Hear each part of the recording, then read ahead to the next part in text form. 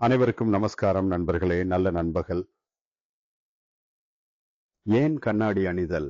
அதன் மூலம் நாம் பார்க்கும் விஷயங்கள் மேலும் தெளிவாகி நமக்கு சிறந்த பார்வையை வழங்குகிறது.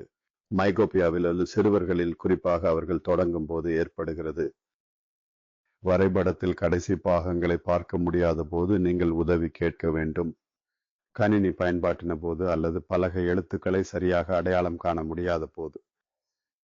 ஏறத்தாழ உடனடியாக முதலில் காதலர் மருத்துவரை அணுகுவது அவர்கள் சாதாரணமாக செயற்படுகின்றனர். பொதுவாக பாரம்பரிய நடைமுறையாக அவர்கள் கண்ணாடியை பரிந்துரைக்கிறார்கள். 0.5 ஆக இருக்கலாம், 0.75 ஆக இருக்கலாம். கடந்த 3 தசாப்தங்களாக ஆயுர்வேத சிகிச்சைகள் மற்றும் மருந்துகளின் அனுபவம் மேலும் தெளிவாகிறது என்று கண்ணாடிகள் ஒருபோதும் எந்நாளும் அகற்றப்படுவதில்லை, மாறாக அவை அதிகரிக்கின்றன. இந்த நிகழ்வு நடைபெறும் கால அளவு 6 மாதங்கள் அல்லது 1 வருடம் ஒவ்வொரு ஆண்டும். ஆனால் நாங்கள் மையக்காட்சி அல்லது குறைபார்வை போன்ற பல்வேறு கண் பிரச்சனைகளுக்கு கண்ணாடி அணிவது என்று கூற முடியவில்லை. அது ஒரு சிகிச்சையாக கருதப்பட முடியாது. சிகிச்சை என்பது அது ஒரு முழுமையான மருத்துவ திட்டத்தின் பகுதியாகும்.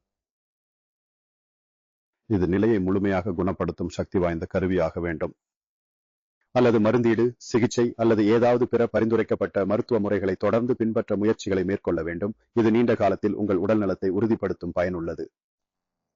நோயாளியின் உடல் குறைபாடுகள், மன சிரமங்கள் அல்லது நோயால் ஏற்படும் வலிமைக்கு தொடர்ந்து ஆறுதல் அளிக்க வேண்டும். கண்ணாடிகள் அளவை குறைக்க இறுக்கமாக முறையாக முயற்சி செய்தாலும் வளர்ச்சியை தடுப்பதற்கு இது எந்த உதவியையும் தரவில்லை. இது ஒவ்வொரு ஆண்டும் அதிகரித்து வருகிறது. எனவே ஆயுர்வேத நிபுணர்களாக நாங்கள் தேவையான ஆதரவுகளை வழங்க முடியாது. இதனை ஒரு மருந்தாக நம்பிக்கையுடன் மனதோடு கருதுங்கள். கண்ணாடிகளை மருந்தாக நினைக்க முடியாது என்பது உண்மை. நாம் அவைகளை சிறப்பாக பார்க்க உதவும் கருவிகளாக கூறலாம். இற்காலம் வரை நாங்கள் கண்ணாடிகளை அணிவதால் நாங்கள் மிகவும் சிறப்பாக பார்க்கிறோம். நாம் கண்ணாடிகளை அகற்றியபின் ஒவ்வொரு மாதமும், ஒவ்வொரு 6 மாதமும், ஒவ்வொரு ஆண்டும் கண்ணாடிகளின் மீதான நம்பிக்கை மிகவும் அதிகரிக்கிறது. அதனால் ஆயுர்வேத சிகிச்சைகள் உண்மையில் இந்த கண்ணாடிகளின் மீதான நம்பிக்கையை படிப்படியாக குறைக்க உதவுகின்றன. இது போன்றது மிகவும் குறைந்த எண்ணிக்கையுமே ஆகும். மிகவும் விரைவாக அகற்றப்படுகின்றன.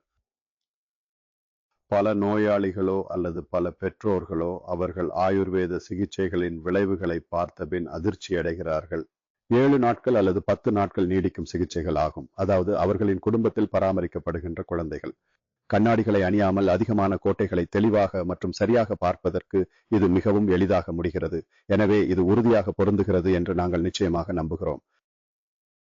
கடந்த 2-3 தசாப்தங்களில் மக்கள் குறுகிய பார்வைக்கு பற்பல காரணங்கள் மிகவும் அதிகரித்து வருகின்றன.